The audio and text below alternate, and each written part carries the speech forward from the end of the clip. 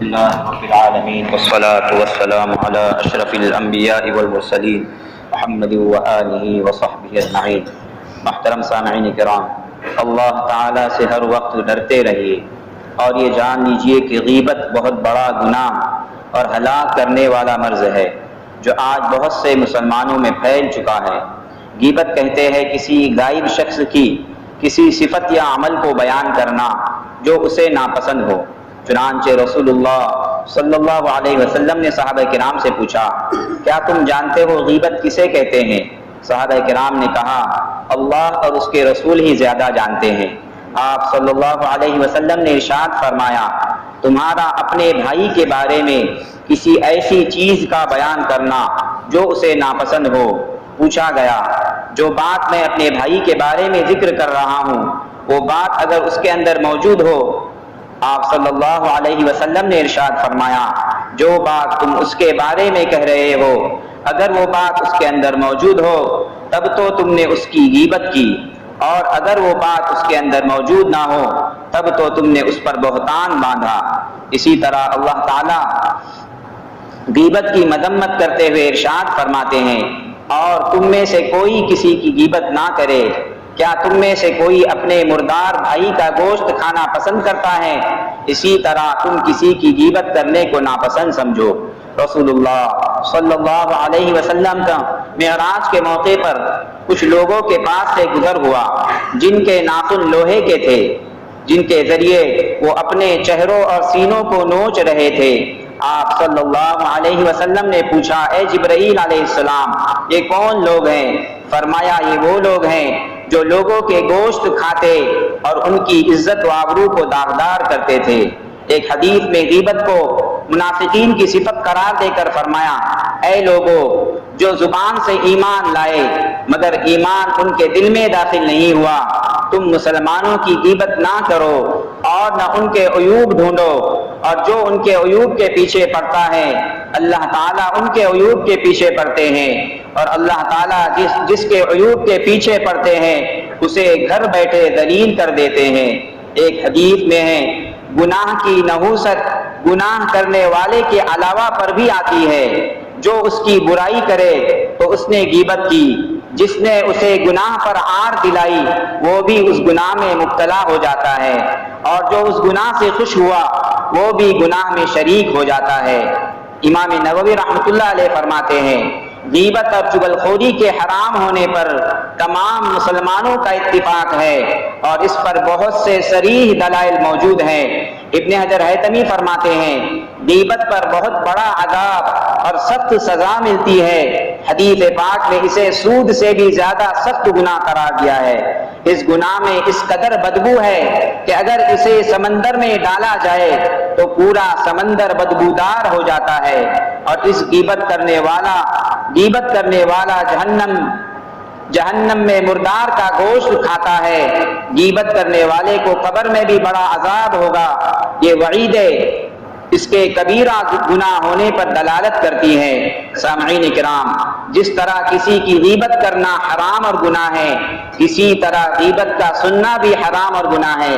حدیث پاک میں ہے، غیبت کا سننے والا غیبت کرنے والے کی مانند اور اس کا شریک ہے، اور وہ بھی غیبت کرنے والوں میں سے ایک ہے۔ لہذا اگر کسی مجلس میں کسی کی غیبت ہو رہی ہو تو غیبت کرنے والے کو غیبت سے روکنا، اور جس کی غیبت کی جا رہی ہے اس کی تعریف کرنا چاہیے۔ اگر غیبت کرنے والا غیبت سے رک جائے تو ٹھیک ہے، ورنہ اس مجلس سے اٹھ جانا چاہیے۔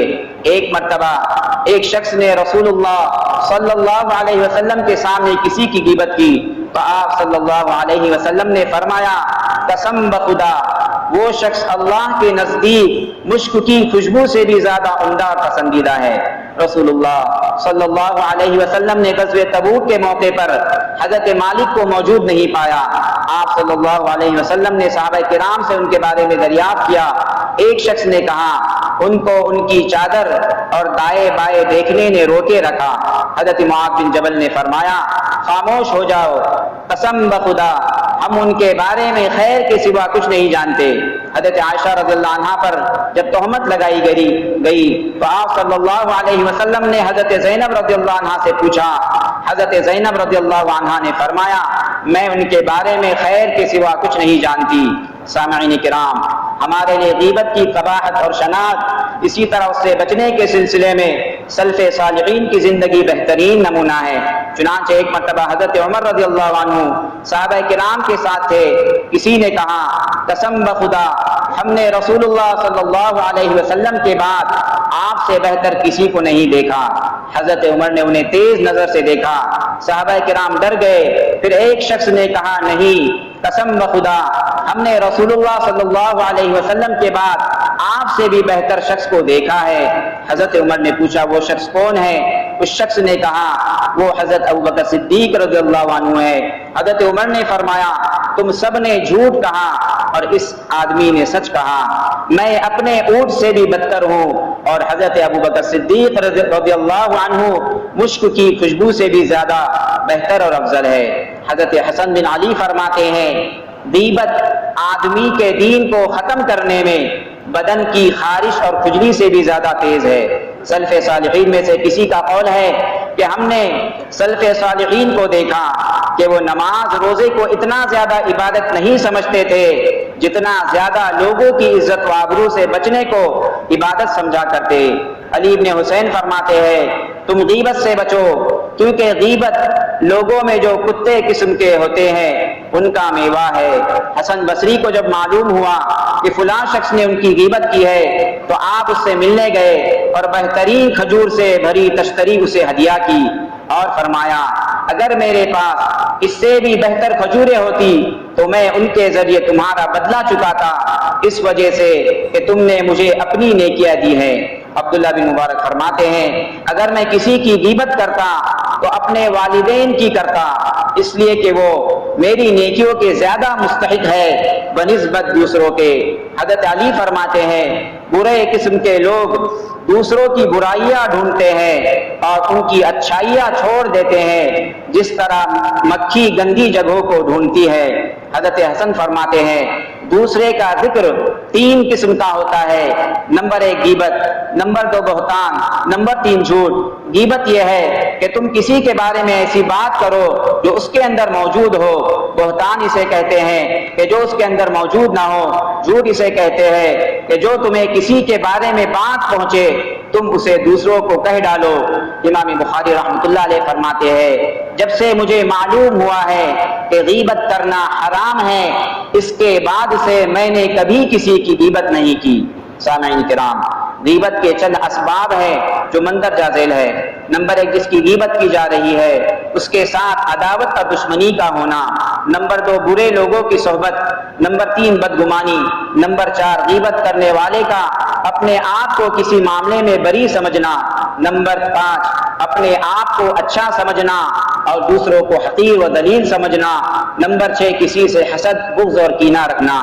سامعین کرام، غیبت سے بچنے کے لیے چند اسباب ہے جو مندرجہ ذیل ہے۔ نمبر ایک، اللہ تعالیٰ سے دعا کرنا۔ آپ علیہ السلام یہ دعا پڑھا کرتے اللہم آت نفسی تقواہا وزکھا انت خیر من زکاہا انت ولیہا و مولاہا۔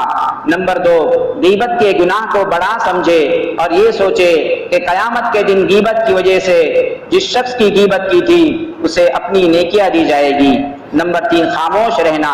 حدیث پاک میں ہے لوگوں کو جہنم میں زبان کی بے احتیاطی کی وجہ سے اوندھے منہ ڈالا جائے گا۔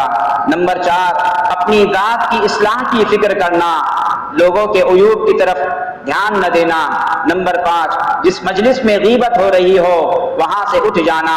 نمبر چھ، غیبت کرنے پر اپنے نفس کو سزا دینا، مثلا نماز، روزہ، صدقہ کرنا۔ حضرت حرملہ نے رسول ابن وہب کو یہ کہتے ہوئے سنا کہ میں نے اپنے اوپر یہ لازم کر لیا تھا کہ اگر میں نے کسی کی غیبت کی تو ایک دن میں روزہ رکھوں گا، مگر روزہ رکھنے نے مجھے مشقت میں ڈال دیا کیونکہ میں غیبت بھی کیا کرتا اور روزہ بھی رکھا کرتا۔ پھر میں نے یہ طے کیا کہ غیبت ہونے پر میں 1 درہم صدقہ کروں گا، تو دراہم کی محبت نے مجھے غیبت سے چھڑا دیا۔ نمبر 7 اپنی زبان کو اللہ کے ذکر میں مشغول رکھنا۔ حضرت عمر فرماتے ہیں لوگو تم اپنے اوپر اللہ کے ذکر کو لازم کر لو، اس لیے کہ یہ دوا ہے، اور لوگوں کا ذکر کرنا چھوڑ دو کیونکہ یہ بیماری ہے، اور دوا اور بیماری میں بڑا فرق ہے۔ امام ذہبی فرماتے ہیں قسم بخدا حقیقتاً علماء یہی لوگ ہیں اور یہ سب علم نافع کا ثمرہ ہے۔ سامعین کرام، بعض اوقات غیبت کرنا جائز ہو جاتا ہے، چنانچہ امام نووی نے 6 صورتوں میں غیبت کو جائز لکھا ہے۔ نمبر 1 جب کسی پر ظلم ہو تو حاکم یا قاضی کے پاس ظالم کی شکایت کے لیے غیبت کرنا۔ نمبر 2 کسی مفتی سے فتویٰ لیتے وقت۔ نمبر 3 کسی کے اندر اگر کوئی اخلاقی بیماری ہو اور اسے دور کرنے کے لیے کسی بڑے کو بتانا پڑے، مثلا لڑکے کے والد کو کہ تمہارا لڑکا فلاں غلط کام کر رہا ہے، تو اصلاح کی نیت سے کہنا جائز ہے۔ نمبر 4 مسلمانوں کو کسی کے شر سے بچانے کے لیے کہنا کہ فلاں آدمی مثلا چور ہے یا اس کے اندر دھوکہ دہی کی صفت ہے۔ نمبر 5 جو شخص کھلم کھلا فسق و فجور کرتا ہو اس کی صحبت سے لوگوں کو بچانے کے لیے۔ نمبر 6 جن لوگوں کا تعارف یا لقب ایسا ہو کہ وہ اسی لقب سے پکارے اور پہچانے جاتے ہو، مثلا لنگڑا، کالا، کانا، ٹھینگا وغیرہ، تو تعارف کے لیے ان القاب سے ان کا ذکر کرنا جائز ہوگا، البتہ مذاق اڑانے کی نیت سے کہنا جائز نہ ہوگا۔ اللہ تبارک و تعالیٰ سے دعا ہے کہ اللہ تعالیٰ ہم تمام کو ان تمام باتوں پر عمل کرنے کی توفیق عطا فرمائے، غیبت کے گناہ سے ہم سب کی حفاظت فرمائے، آمین۔